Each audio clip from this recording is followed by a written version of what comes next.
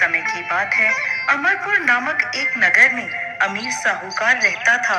उसकी कोई संतान नहीं थी, जिस कारण वो बहुत दुखी रहता था। संतान प्राप्ति के लिए वो हर सोमवार व्रत कर भोलेनाथ की पूजा किया करता था।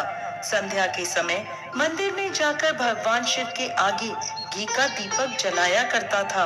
उसकी भक्ति देखकर माता पार्वती बहुत प्रसन्न हुई और भोलेनाथ से कहने लगी, हे प्राणनाथ, ये आपका सच्चा भक्त है, कृपा करके इसकी मनोकामना पूरी कर दें। यह सुन भोलेनाथ बोले, पार्वती, पूर्व जन्म के कर्मों के कारण इसके भाग्य में संतान सुख नहीं है।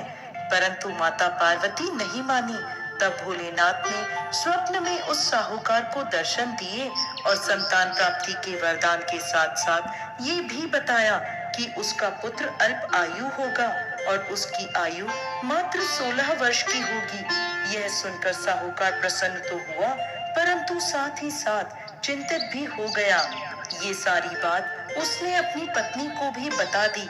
पुत्र के अल्प आयु होने की बात जानकर साहूकार की पत्नी भी बहुत दुखी हुई, लेकिन साहूकार ने अपने सोमवार के व्रत का नियम नहीं छोड़ा। कुछ समय बाद साहूकार के घर में एक सुंदर पुत्र रत्न पैदा हुआ, जिसका नाम उन्होंने अमर रखा। अब अमर 11 वर्ष का हो गया था, तो साहूकार ने उसे अपने मामा के साथ शिक्षा ग्रहण करने काशी भेज दिया। साहूकार ने उन्हें रास्ते के लिए कुछ धन दे दिया और कहने लगा, तुम जहाँ भी रात्रि विश्राम करो, वहीं यज्ञ आदि करके ब्राह्मणों को भोजन करवा देना। अमर अपने मामा के साथ यात्रा पर निकल पड़ा। रास्ते में वो एक राज्य में पहुँचे, जहाँ राजकुमारी का विवाह हो रहा था, परंतु जिस राजकुमार से उसका विवाह होना था, वो अचानक किसी कारण से एक आंख से अंधा हो गया। यह बात किसी को पता ना चले, इसलिए राजकुमार के पिता ने अमर से दूल्हे की जगह बैठने की विनती करी।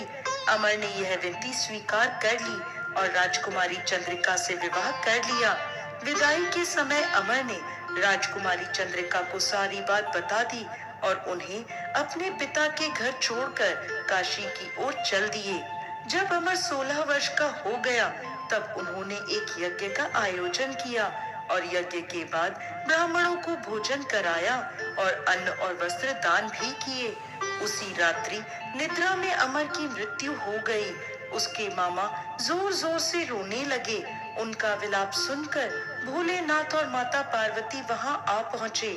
अमर के मामा का विलाप देखकर माता पार्वती भोलेनाथ से बोली, प्रभु, इस व्यक्ति के कष्ट को दूर कीजिए। तब भोलेनाथ बोले, पार्वती, ये वही साहूकार का बालक है जिसे 16 वर्ष तक जीवित रहने का वरदान मिला था। तब माता पार्वती ने भोलेनाथ से कहा, हे प्राणनाथ, इसके पिता 16 वर्ष से सोमवार का व्रत करते हुए आपको भोग लगाकर दीप प्रज्वलित करते हैं। कृपा कर उनके दुख दूर कीजिए। माता पार्वती की ऐसी प्रार्थना सुन भोलेनाथ ने अमर को जीवन वरदान दे दिया। वरदान प्राप्त होते ही अमर जीवित हो गया। स्वस्थ होते ही वो अपने नगर की ओर वापस लौट चला। तब रास्ते में वह राजकुमारी चंद्रिका के पास आ पहुंचा। वहां के राजा और राजकुमारी चंद्रिका ने अमर को पहचान लिया। राजा ने राजकुमारी चंद्रिका को अमर के साथ उसके घर की ओर विदा किया। वहीं दूसरी ओर साहूकार और साहूकारनी यह जानते थे कि 16 वर्ष की आयु में उनके पुत्र की मृत्यु निश्चित है। इस कारण वो बहुत दुखी थे और कष्ट में अपना जीवन बिता रहे थे। तभी उनका पुत्र अमर राजकुमारी चंद्रिका के साथ घर पहुंच गया। अमर को अपनी नवविवाहित पत्नी के साथ देखकर साहूकार और साहूकारनी बहुत प्रसन्न हुए।